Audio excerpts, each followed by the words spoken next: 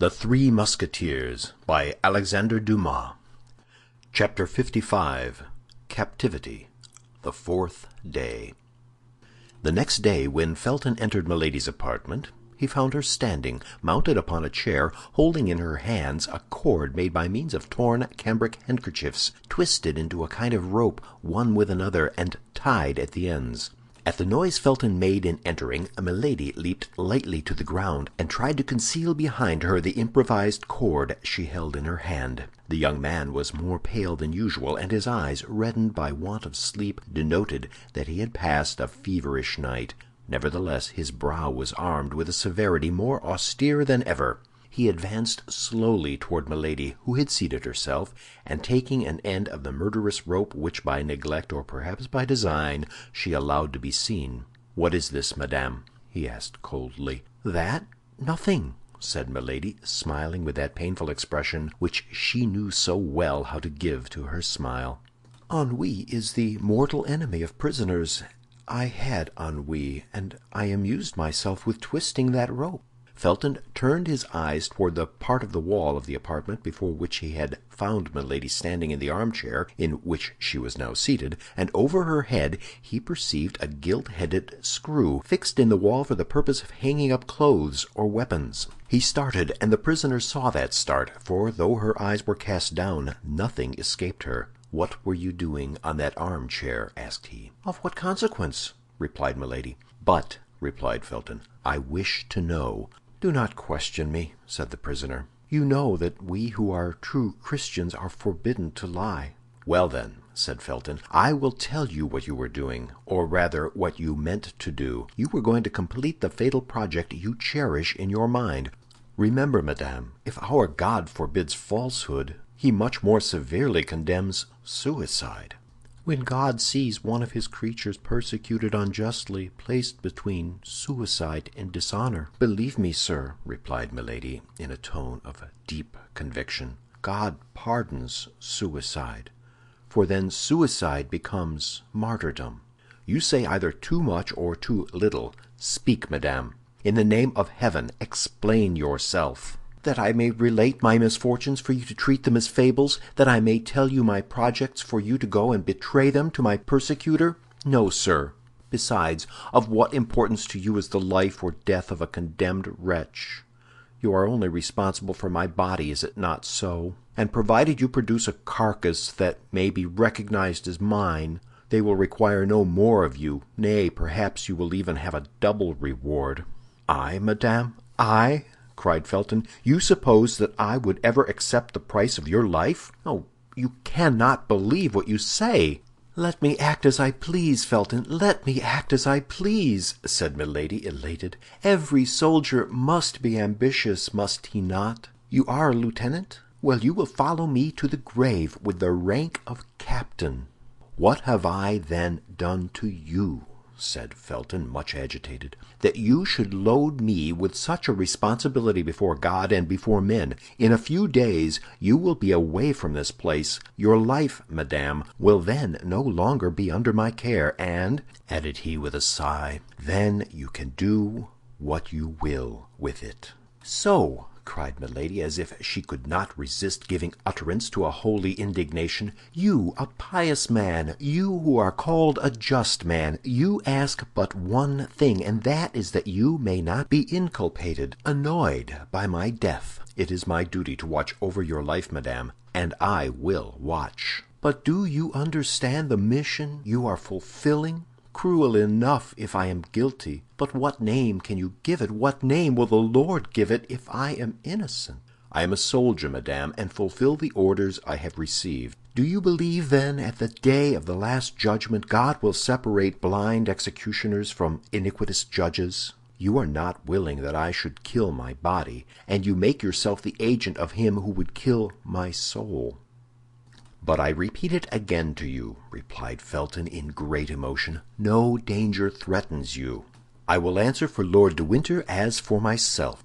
"Dunce!" cried Milady, "dunce, who dares to answer for another man when the wisest, when the most after God's own heart, hesitate to answer for themselves, and who ranges himself on the side of the strongest and the most fortunate to crush the weakest and the most unfortunate." "Impossible, madame, impossible," murmured Felton, who felt to the bottom of his heart the justness of this argument. "A prisoner, you will not recover your liberty through me. Living, you will not lose your life through me." "Yes," cried Milady, "but I shall lose that which is much dearer to me than life. I shall lose my honor, Felton, and it is you whom I make responsible before God and before men for my shame and my infamy." This time Felton, immovable as he was, or appeared to be, could not resist the secret influence which had already taken possession of him. To see this woman, so beautiful, fair as the brightest vision, to see her by turns overcome with grief and threatening, to resist at once the ascendancy of grief and beauty, it was too much for a visionary, it was too much for a brain weakened by the ardent dreams of an ecstatic faith, it was too much for a heart furrowed by the love of heaven that burns, by the hatred of men that devours. Milady saw the trouble. She felt by intuition the flame of the opposing passions which burned with the blood in the veins of the young fanatic. As a skillful general, seeing the enemy ready to surrender, marches toward him with a cry of victory, she rose. Beautiful as an antique priestess, inspired like a Christian virgin, her arms extended, her throat uncovered, her hair disheveled, holding with one hand her robe modestly drawn over her breast, her look illumined by that fire which had already created such disorder in the veins of the young Puritan, and went toward him, crying out with a vehement air, in her melodious voice, to which on this occasion she communicated a terrible energy. "Let this victim to Baal be sent, to the lions the martyr be thrown. Thy God shall teach thee to repent. From the abyss he'll give ear to my moan." Felton stood before this strange apparition like one petrified. "Who art thou? Who art thou?" cried he, clasping his hands. "Art thou a messenger from God? Art thou a minister from hell? Art thou an angel or a demon? Callest thou thyself Eloa or Astarte? Do you not know me, Felton? I am neither an angel nor a demon. I am a daughter of earth. I am a sister of thy faith, that is all." "Yes, yes," said Felton, "I doubted, but now I believe." "You believe, and still you are an accomplice of that child of Belial who is called Lord de Winter. You believe, and yet you leave me in the hands of mine enemies, of the enemy of England, of the enemy of God. You believe, and yet you deliver me up to him who fills and defiles the world with his heresies and debaucheries, to that infamous Sardanapalus whom the blind call the Duke of Buckingham, and whom believers name Antichrist." "I deliver you up to Buckingham? I? What mean you by that?" "They have eyes," cried Milady, "but they see not. Ears have they, but they hear not." "Yes, yes," said Felton, passing his hands over his brow, covered with sweat, as if to remove his last doubt. "Yes, I recognize the voice which speaks to me in my dreams. Yes, I recognize the features of the angel who appears to me every night, crying to my soul which cannot sleep, 'Strike! Save England, save thyself, for thou wilt die without having appeased God.' Speak, speak," cried Felton. "I can understand you now." A flash of terrible joy, but rapid as thought, gleamed from the eyes of Milady. However fugitive this homicide flash, Felton saw it, and started as if its light had revealed the abysses of this woman's heart. He recalled all at once the warnings of Lord de Winter, the seductions of Milady, her first attempts after her arrival. He drew back a step and hung down his head, without, however, ceasing to look at her, as if, fascinated by this strange creature, he could not detach his eyes from her eyes. Milady was not a woman to misunderstand the meaning of this hesitation. Under her apparent emotions, her icy coolness never abandoned her. Before Felton replied, and before she could be forced to resume this conversation, so difficult to be sustained in the same exalted tone, she let her hands fall, and as if the weakness of the woman overpowered the enthusiasm of the inspired fanatic, she said, "But no, it is not for me to be the Judith to deliver Bethulia from this Holofernes. The sword of the Eternal is too heavy for my arm. Allow me, then, to avoid dishonor by death. Let me take refuge in martyrdom.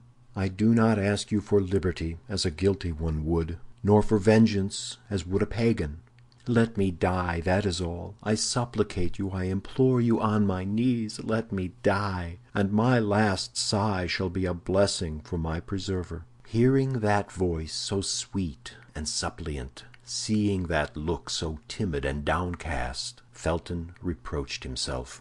By degrees the enchantress had clothed herself with that magic adornment which she assumed and threw aside at will, that is to say, beauty, meekness, and tears, and above all the irresistible attraction of mystical voluptuousness, the most devouring of all voluptuousness.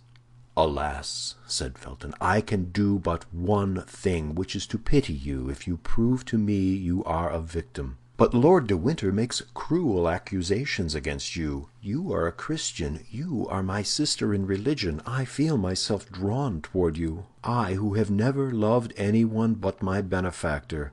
I, who have met with nothing but traitors and impious men.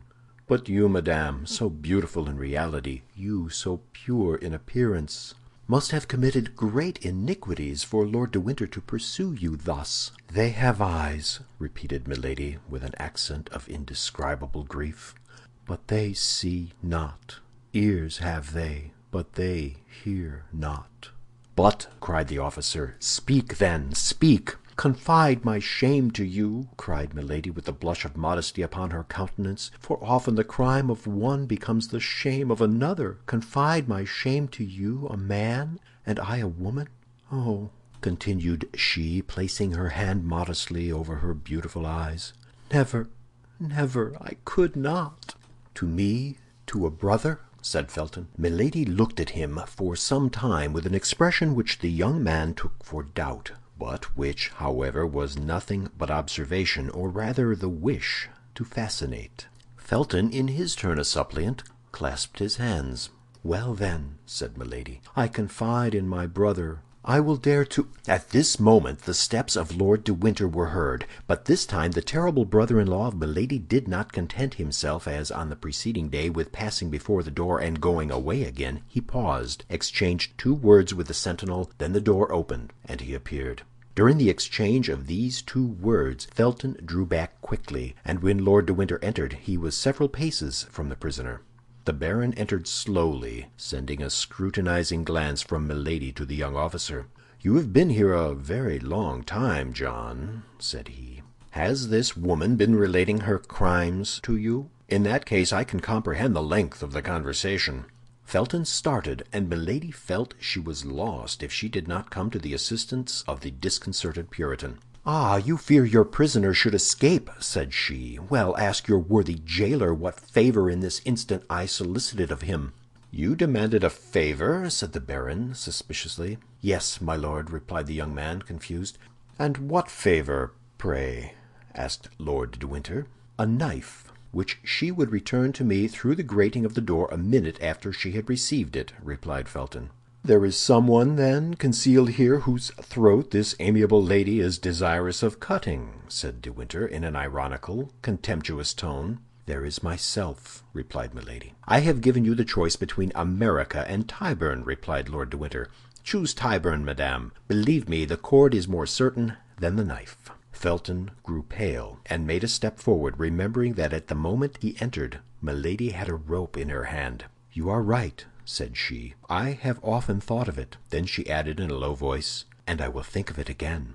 Felton felt a shudder run to the marrow of his bones. Probably Lord de Winter perceived this emotion. "Mistrust yourself, John," said he. "I have placed reliance upon you, my friend. Beware, I have warned you. But be of good courage, my lad. In 3 days we shall be delivered from this creature, and where I shall send her she can harm nobody." "You hear him!" cried Milady with vehemence, so that the baron might believe she was addressing heaven, and that Felton might understand she was addressing him. Felton lowered his head and reflected. The baron took the young officer by the arm and turned his head over his shoulder so as not to lose sight of Milady till he was gone out.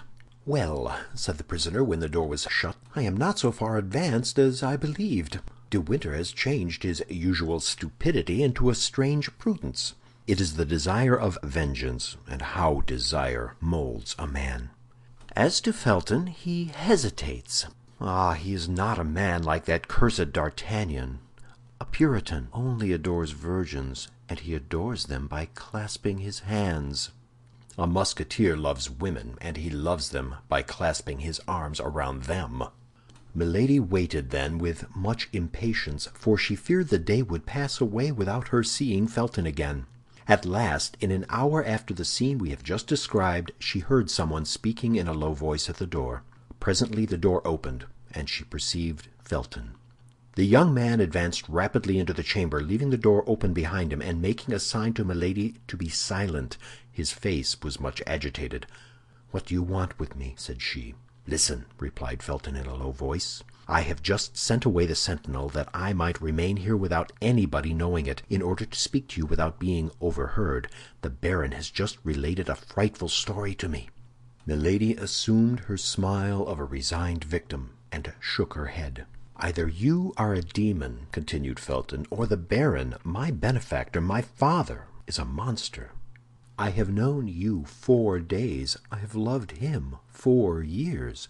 I therefore may hesitate between you. Be not alarmed at what I say. I want to be convinced. Tonight, after 12, I will come and see you, and you shall convince me." "No, Felton, no, my brother," said she. "The sacrifice is too great, and I feel what it must cost you. No, I am lost. Do not be lost with me. My death will be much more eloquent than my life, and the silence of the corpse will convince you much better than the words of the prisoner."